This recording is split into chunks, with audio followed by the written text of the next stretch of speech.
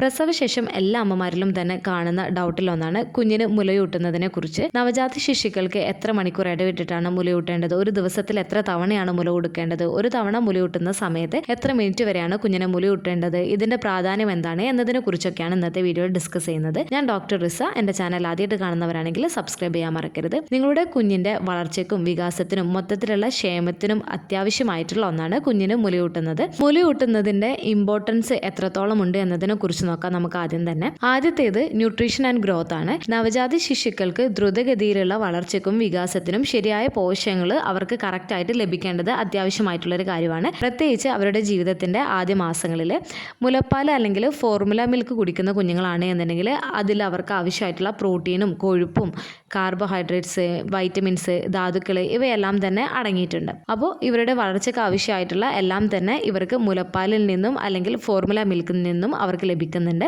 അടുത്തത് immune system സപ്പോർട്ടാണ്. കുഞ്ഞിന്റെ രോഗപ്രതിരോധ ശേഷി വർദ്ധിപ്പിക്കുകയും അണുബാധകളിൽ നിന്നും രോഗങ്ങളിൽ നിന്നും സംരക്ഷിക്കുകയും ചെയ്യുന്ന ആന്റിബോഡികൾ മുലപ്പാലിൽ അടങ്ങിയിട്ടുണ്ട്. അതുകൊണ്ട് തന്നെ കുഞ്ഞുങ്ങൾ മുലപ്പാൽ കുടിക്കുന്നത് അവരുടെ രോഗപ്രതിരോധ ശേഷി കൂട്ടുന്നതിന് സഹായിക്കുന്നതാണ്. അമ്മയുടെ ആദ്യ മുലപ്പാലായിട്ടുള്ള കൊളസ്ട്രം, അതായത് തിക്കായിട്ടുള്ള യെല്ലോ കളറിലുള്ള കൊളസ്ട്രത്തിൽ ധാരാളം ആന്റിബോഡികളാൽ സമ്പുഷ്ടമാണ്. അതുകൊണ്ട് തന്നെ ഈ മുലപ്പാൽ പലരും പിഴിഞ്ഞ് കളയാറുണ്ട്, ചീത്ത പാലാണ് എന്ന് പറഞ്ഞിട്ട്. ഈ കൊളസ്ട്രം എന്നുള്ളത് കുഞ്ഞിന് നിർബന്ധമായിട്ട് നമ്മൾ കൊടുക്കേണ്ട ഒന്നാണ്, പിഴിഞ്ഞ് കളയാൻ പാടുള്ളതല്ല. അടുത്തത് ബോണ്ടിങ് ആൻഡ് കംഫർട്ടാണ്. കുഞ്ഞിനെ മുലയൂട്ടുന്നത് അമ്മയും കുഞ്ഞും തമ്മിലുള്ള ബന്ധം ദൃഢപ്പെടുത്തുന്നതിനും കുഞ്ഞിന് അമ്മയുമായിട്ടുള്ള ആ ഒരു സുരക്ഷിതത്വം ഫീൽ ചെയ്യുന്നതിനും അമ്മയുമായിട്ടുള്ള ഒരു അറ്റാച്ച്മെന്റ് ഒക്കെ കൂടുതലാവുന്നതിന് പ്രോത്സാഹിപ്പിക്കുകയും ചെയ്യുന്നുണ്ട്. കുഞ്ഞുങ്ങളിൽ നിർജ്ജലീകരണം തടയുന്നതിന് മുലയൂട്ടൽ സഹായിക്കുന്നുണ്ട്, പ്രത്യേകിച്ച് ചൂട് കാലാവസ്ഥയിൽ. അതുപോലെ തന്നെ അവരുടെ രക്തത്തിലെ പഞ്ചസാരയുടെ അളവ് സ്ഥിരമായി നിലനിർത്തുന്നതിനും ഇത് സഹായിക്കുന്നുണ്ട്. ആദ്യ നാളുകളിൽ കുഞ്ഞിന്റെ ബ്ലഡിലെ പഞ്ചസാരയുടെ അളവ് പെട്ടെന്ന് തന്നെ കുറഞ്ഞു പോകുന്നതിന് കാരണമാവാറുണ്ട്. അതുപോലെ മുലയൂട്ടൽ കുഞ്ഞിന്റെ ഹെൽത്തി ആയിട്ടുള്ള ഒരു വെയിറ്റ് ഗെയിനിങ്ങിന് വേണ്ടിയിട്ടും സഹായിക്കുകയും ചെയ്യുന്നുണ്ട്. ഈ പറഞ്ഞ ഗുണങ്ങളൊക്കെ ഉള്ളത് കൊണ്ട് തന്നെ നിങ്ങൾ നിർബന്ധമായിട്ടും നിങ്ങളുടെ കുഞ്ഞിന് മുലയൂട്ടുന്നതിന് വേണ്ടിയിട്ട് നിങ്ങൾ ശ്രദ്ധിക്കേണ്ടതാണ്. അതുപോലെ തന്നെ നവജാത ശിശുക്കൾ എന്ന് പറയുന്നത് ആദ്യത്തെ 4 ആഴ്ചയാണ്. ഈ ഒരു 4 ആഴ്ചയിൽ നിങ്ങൾ നിർബന്ധമായിട്ടും നിങ്ങളുടെ കുഞ്ഞിനെ മുലയൂട്ടുന്നതിൽ കൂടുതൽ ശ്രദ്ധ കൊടുക്കേണ്ടതാണ്. നവജാത ശിശുക്കൾക്ക് ദിവസത്തിൽ എത്ര തവണയാണ് കൊടുക്കേണ്ടത്, എത്ര മണിക്കൂർ ഇടവിട്ടിട്ടാണ് മുലപ്പാൽ കൊടുക്കേണ്ടത് എന്നതിനെ കുറിച്ച് നോക്കാം നമുക്ക്. സാധാരണയായിട്ട് പകലും രാത്രിയും ഉൾപ്പെടെ കുഞ്ഞുങ്ങൾക്ക് 2 to 3 hours ഇടവിട്ടിട്ട് നിങ്ങൾ മുലപ്പാൽ കൊടുക്കേണ്ടതാണ്. ചില കുഞ്ഞുങ്ങൾക്ക് ചിലപ്പോൾ 1 മണിക്കൂറൊക്കെ ഇടവിട്ടിട്ട് നിങ്ങൾ മുലപ്പാൽ കൊടുക്കേണ്ടി വന്നേക്കാം. കാരണം കുഞ്ഞുങ്ങളുടെ വയറ് വളരെ ചെറുതാണ്.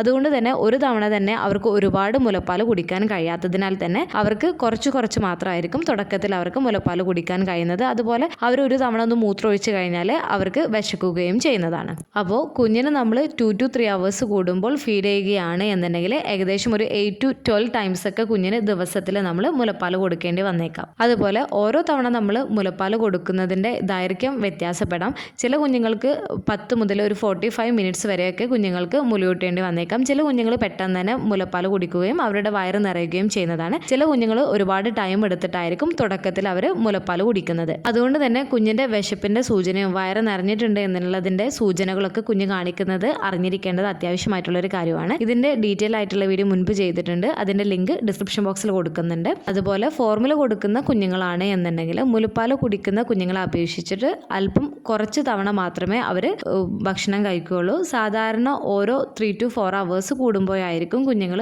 മുലപ്പാൽ കുടിക്കുന്നത്. അവരുടെ ഭാരം, വ്യക്തിഗത ആവശ്യങ്ങൾ എന്നിവയുടെ അടിസ്ഥാനമാക്കി ഓരോ ഭക്ഷണത്തിനും ഫോർമുലയുടെ അളവ് വ്യത്യാസപ്പെടുന്നതാണ്. ആദ്യത്തെ ഏതാനും ആഴ്ചകളിൽ കുഞ്ഞിന് ഒരു തവണ ഫീഡ് ചെയ്യുമ്പോൾ ഏകദേശം ഒരു 2 to 3 ounce ആണ് ഒരു പൊതു മാർഗ്ഗനിർദ്ദേശം എന്ന് പറയുന്നത്. ഇനി മുലയൂട്ടുമ്പോൾ പ്രധാനമായിട്ടും നിങ്ങൾ ശ്രദ്ധിക്കേണ്ട കാര്യമാണ്, ആദ്യ നാളുകളിൽ കുഞ്ഞിന് 2 to 3 hours ഇടവിട്ടിട്ട് നിങ്ങൾ ഫീഡ് ചെയ്യാൻ വേണ്ടിയിട്ട് ശ്രദ്ധിക്കേണ്ടതാണ്. അവരുടെ ബ്ലഡ് ഷുഗർ ലെവലൊക്കെ കുറഞ്ഞു പോകുന്നതിനുള്ള സാധ്യതയൊക്കെ ഉള്ളതിനാൽ അതുപോലെ കുഞ്ഞിന്റെ വിശപ്പിന്റെ സൂചനകൾ ശ്രദ്ധിക്കുക, ആവശ്യാനുസരണം ഭക്ഷണം നൽകുകയും ചെയ്യേണ്ടതാണ്. വിശപ്പിന്റെ ആദ്യ ലക്ഷണങ്ങൾ കാണിക്കുമ്പോൾ തന്നെ കുഞ്ഞിന് മുലപ്പാൽ കൊടുക്കാൻ വേണ്ടിയിട്ട് നിങ്ങൾ ശ്രദ്ധിക്കേണ്ടതാണ്. അടുത്തത് ഓരോ ഫീഡിന് ശേഷവും നിങ്ങൾ കുഞ്ഞിനെ ബേപ്പ് ചെയ്യാൻ വേണ്ടിയിട്ട് ശ്രദ്ധിക്കേണ്ടതാണ്. ഗ്യാസ് കളയുന്നതിന് വേണ്ടിയിട്ട് പാൽ കുടിച്ചുകൊണ്ടിരിക്കുന്നതിൻ്റെ ഇടയിലായിട്ടും അതുപോലെ തന്നെ പാൽ കുടിച്ചതിന് ശേഷവും കുഞ്ഞിൻ്റെ ഗ്യാസ് നല്ല രീതിയിൽ തന്നെ നിങ്ങൾ തട്ടി കൊടുക്കാൻ വേണ്ടിയിട്ട് ശ്രദ്ധിക്കേണ്ടതാണ്. കുഞ്ഞിന് മുലയൂട്ടുന്നതിന് മുൻപായി മുൻപായിട്ട് നിങ്ങൾ കംഫർട്ടബിൾ ആയിട്ടുള്ള ഒരു പൊസിഷനിൽ ഇരിക്കുന്നതിന് വേണ്ടിയിട്ടും കുഞ്ഞ് കറക്റ്റ് ആയിട്ടുള്ള രീതിയിലാണോ ലാച്ച് ചെയ്തിട്ടുള്ളത് എന്നുള്ളതും നിങ്ങൾ ഉറപ്പുവരുത്തേണ്ടതാണ്. കുഞ്ഞ് കറക്റ്റ് ആയിട്ടുള്ള രീതിയിലല്ല ലാച്ച് ചെയ്തിട്ടുള്ളത് എന്നുണ്ടെങ്കിലും അമ്മ കറക്റ്റ് ആയിട്ടുള്ള രീതിയിലല്ലേ ഇരിക്കുന്നത് എന്നുണ്ടെങ്കിലും ഇത് അമ്മയ്ക്കും കുഞ്ഞിനും കൂടുതൽ അസ്വസ്ഥതയും ബുദ്ധിമുട്ടും ഉണ്ടാക്കുകയും ചെയ്യുന്നതാണ്.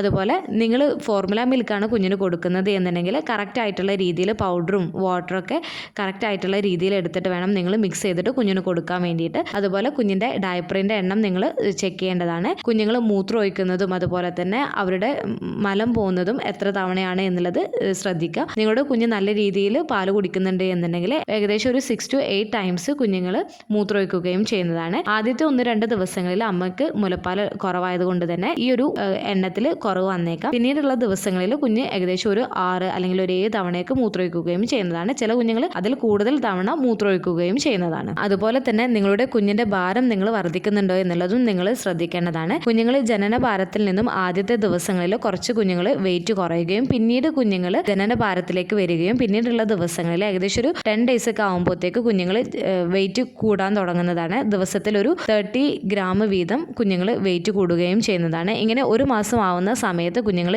ജനന ഭാരത്തിൽ നിന്നും കുഞ്ഞുങ്ങൾ 600 ഗ്രാം വീതമെങ്കിലും കുഞ്ഞുങ്ങൾ വെയിറ്റ് കൂടുകയും ചെയ്യേണ്ടതാണ്. നിങ്ങളുടെ കുഞ്ഞിനെ മുലയൂട്ടുന്നതിനെ കുറിച്ച് നിങ്ങൾക്ക് എന്തെങ്കിലും തരത്തിലുള്ള ഡൗട്ടുകളും കാര്യങ്ങളൊക്കെ ഉണ്ട് എന്നുണ്ടെങ്കിൽ തീർച്ചയായിട്ടും നിങ്ങളുടെ ഡോക്ടറോട് നിങ്ങൾ ചോദിച്ച് മനസ്സിലാക്കാൻ വേണ്ടിയിട്ട് ശ്രദ്ധിക്കുക.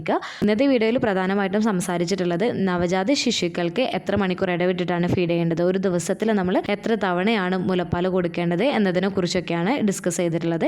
ഈ ഒരു വീഡിയോ നിങ്ങൾക്ക് യൂസ്ഫുൾ ആയിട്ട് തോന്നിയിട്ടുണ്ടെങ്കിൽ മറ്റുള്ളവർക്കും കൂടെ ഷെയർ ചെയ്ത് കൊടുക്കുക. എന്തെങ്കിലും ഡൗട്ടുകൾ ഉണ്ടെങ്കിൽ കമൻ്റ് ആയിട്ട് ചോദിക്കാവുന്നതാണ്. അടുത്തൊരു വീഡിയോയിൽ കാണുന്നത് വരെ ബൈ.